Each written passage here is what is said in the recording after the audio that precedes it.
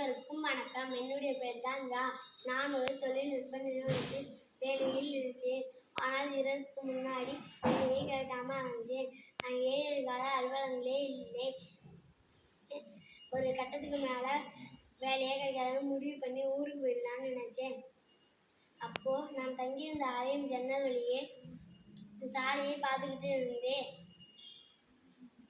அந்த நேரத்தில் கண் தெரியாத ஒருவர் எழுதுகோலை விற்றுக்கிட்டு இருந்தார். இவர்கிட்ட யார் போய் எழுதுகோலை வாங்க போகிறான்னு உதவி செய்கிறதா நினச்சி எழுதுகோல் வாங்கிறதுக்காக போனேன்.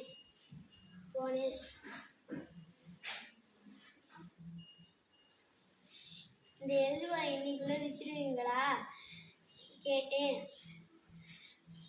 இன்னைக்குள்ளே விற்றுடுவீங்களா கேட்டேன். அவரே எனக்கு ஒரு பதில் சொன்னார். அதுதான் இப்போ நான் இங்கே வேலை பார்க்க காரணம். அது என்ன தெரியுமா? நான் கடவுள் மேல் நம்பிக்கை வச்சிருக்கேன். காத்திருப்பதே எனக்கு கவலை இல்லை என்றார். இதனே வள்ளுவர் தனக்குவமை இல்லாதான் தாழ்